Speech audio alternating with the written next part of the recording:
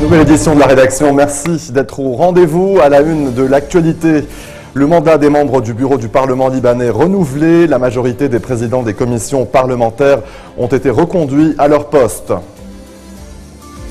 Le procès du cher salafiste djihadiste Ahmad El-Assir à nouveau reporté au 5 janvier 2016 à la demande de l'avocat de l'imam radical.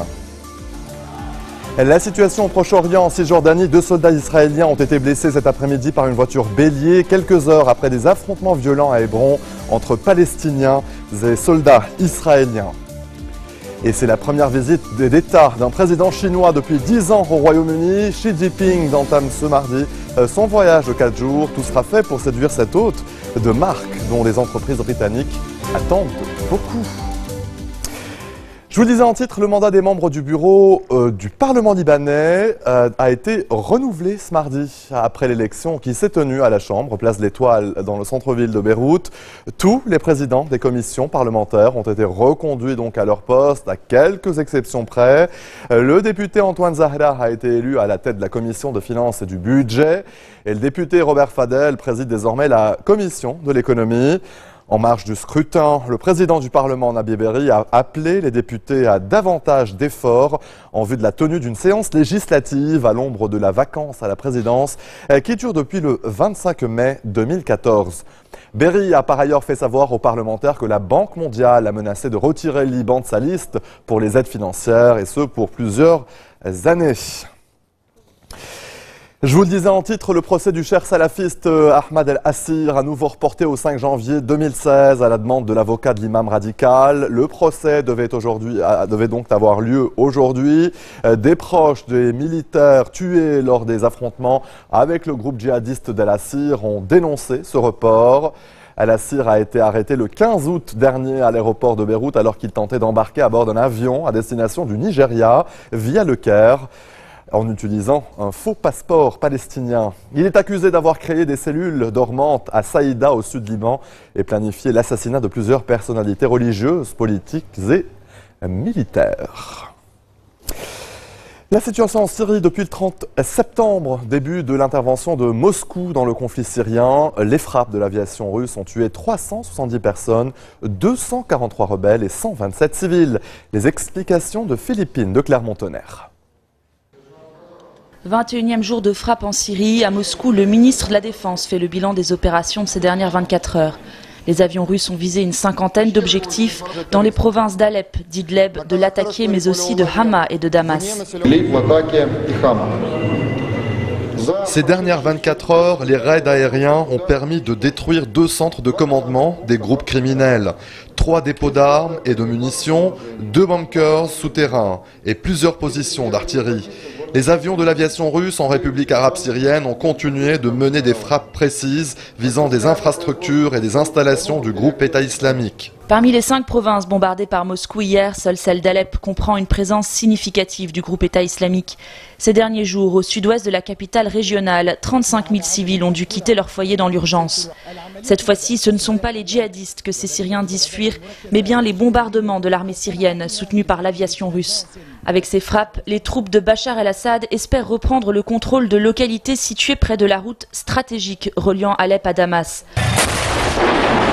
Plus à l'ouest, dans la province de Latakia, fief du régime, des bombardements similaires ont tué 45 personnes, dont des civils.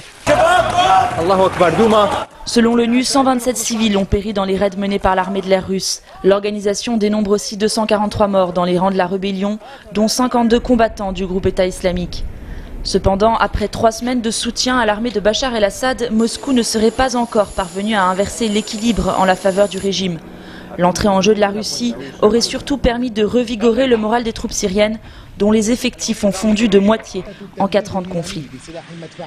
Et selon Vladimir Poutine, les frappes aériennes russes démontrent que la Russie peut faire face à n'importe quelle menace. Pour le président russe, cette opération confirme que Moscou est prêt à répondre, je cite, de manière adéquate et efficace aux menaces terroristes. Et dans ce contexte, la tension monte en Slovénie. Après l'ouverture de la frontière serbo-croate, la fermeture des frontières hongroises avec la Serbie a dévié la route des migrants, notamment syriens. Depuis vendredi, près de 3000 réfugiés massés côté serbe ont pu franchir la frontière croate après 2 jours d'attente passés dans le froid et l'humidité. Dépassée par l'arrivée massive de migrants depuis la Croatie, la Slovénie a annoncé aujourd'hui vouloir faire appel à l'armée. Florent Rodeau. Ils ont patienté pendant des heures dans le froid en attendant de pouvoir franchir la frontière serbe. Des conditions difficiles pour ces hommes, femmes et enfants qui veulent passer en Croatie pour ensuite gagner l'Allemagne. Qu'est-ce qu'on doit faire maintenant? Pourquoi ils nous font ça? Nous sommes des êtres humains comme vous, comme n'importe quelle personne en Europe.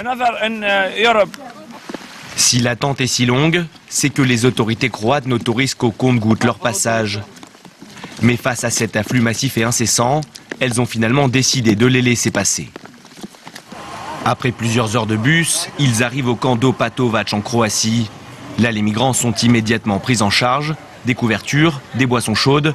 La Croix-Rouge est également là pour venir en aide aux plus faibles. C'est alors le début d'une nouvelle attente. Cette fois-ci, c'est pour rallier la Slovénie. Mais là encore, leur passage est ralenti. Ljubljana n'autorisant pour l'instant que 2500 entrées par jour sur son territoire.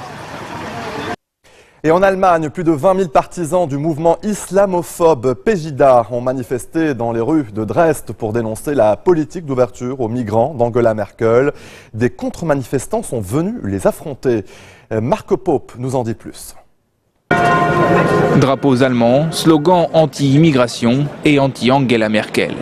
Entre 15 et 20 000 Allemands se sont réunis sur la place principale de Dresde pour manifester leur soutien au mouvement populiste Pegida et marquer ainsi le premier anniversaire de sa création.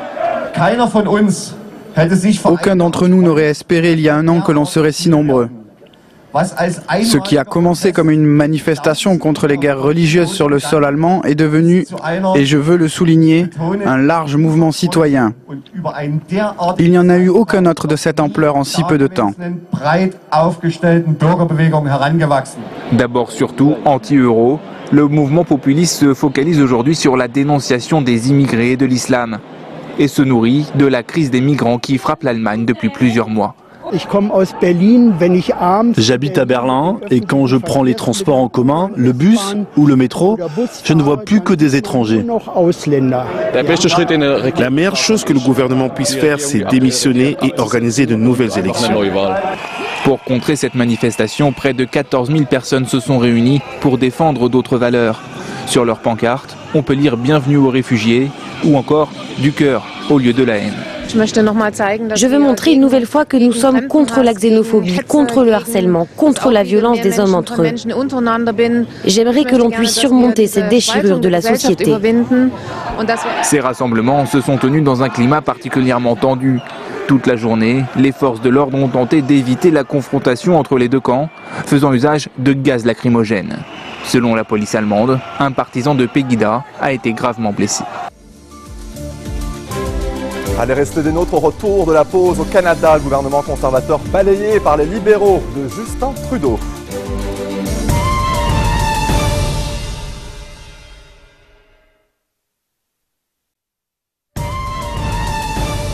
Retour sur le plateau de l'info, la situation au Proche-Orient, en Cisjordanie, 2 soldats israéliens ont été blessés cet après-midi par une voiture bélier, quelques heures après des affrontements violents à Hébron entre Palestiniens et soldats israéliens, et ce alors que Tsahal détruisait la maison d'un membre du djihad islamique condamné à perpétuité pour avoir assassiné une Israélienne à l'arme blanche et blessé 2 autres colons, c'était en novembre dernier. Tsahal a multiplié les patrouilles aujourd'hui après une nouvelle attaque au couteau au cours de laquelle un jeune Palestinien a blessé un soldat. L'assaillant de 23 ans a ensuite été abattu. Sachez par ailleurs qu'Hassan Youssef, un haut responsable du Hamas, a été arrêté ce matin par l'armée israélienne à Ramallah. Il est accusé d'avoir activement incité les attaques contre les Israéliens. Au total, 35 Palestiniens ont été arrêtés dans la nuit.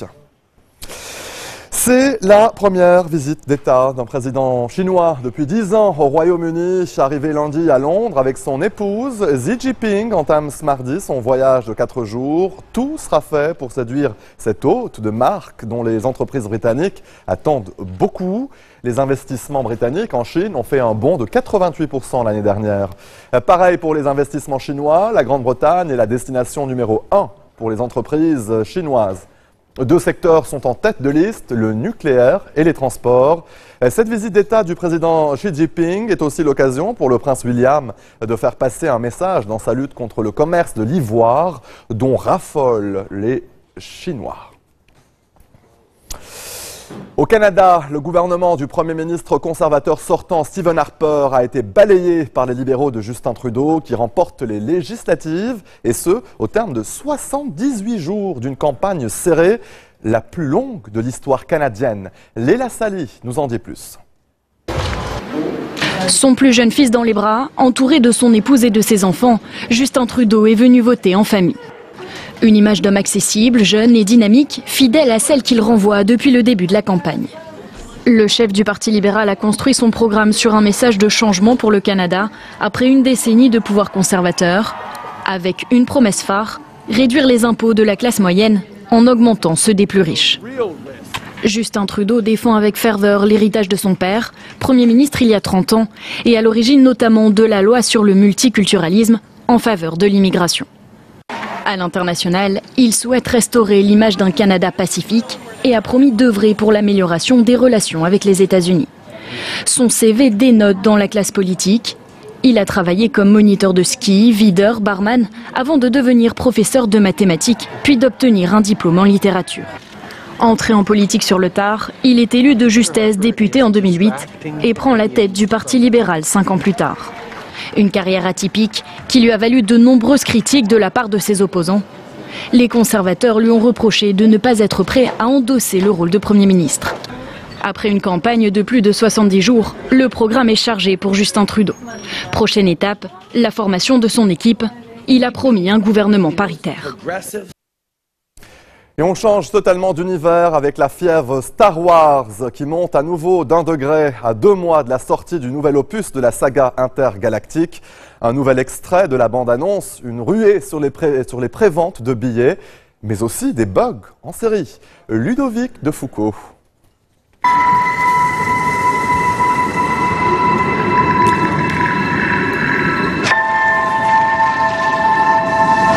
Voici Ray, la vagabonde qui pille des carcasses de vaisseaux sur une planète désertique. I'm no one.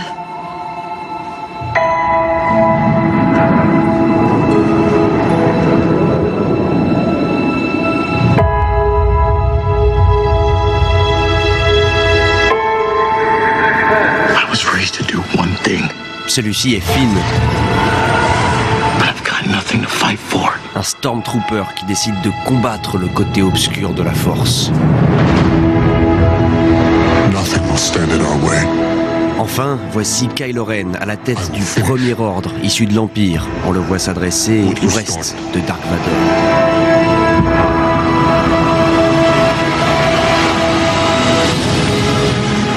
Cette bande-annonce est courte selon les standards actuels, elle ne dévoile pratiquement rien de l'intrigue, mais elle mêle savamment nouveaux et anciens personnages.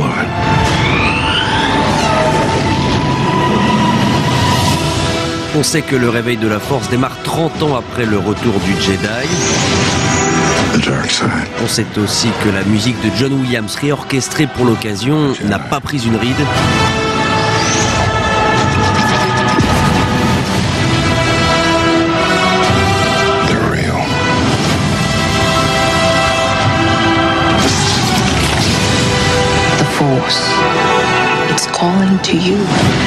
Comme on s'y attendait, la vidéo cartonne sur Internet, les préventes s'arrachent, le flux d'internautes a paralysé de nombreux sites. Le lancement du film est estimé à 615 millions de dollars, soit plus de 3 fois le coût de son tournage. Les recettes, elles, devraient se compter en milliards. Rendez-vous en salle le 16 décembre. Et voilà, fin de ce journal, le rappel des titres. Le mandat des membres du bureau du Parlement renouvelé ce mardi. La majorité des présidents des commissions parlementaires ont été reconduits à leur poste. Le procès du cher salafiste djihadiste Ahmad El-Assir à nouveau reporté au 5 janvier 2016 à la demande de l'avocat de l'imam radical. La situation au Proche-Orient, en Cisjordanie, 2 soldats israéliens blessés cet après-midi par une voiture bélier quelques heures après les affrontements violents à Hébron entre Palestiniens et soldats israéliens. Une nouvelle attaque au couteau. C'est la première visite d'État d'un président chinois depuis 10 ans au Royaume-Uni. Xi Jinping entame ce mardi son voyage de 4 jours. Tout sera fait pour séduire cet hôte de marque dont les entreprises britanniques attendent beaucoup. Très bonne suite de programme sur notre antenne. À demain.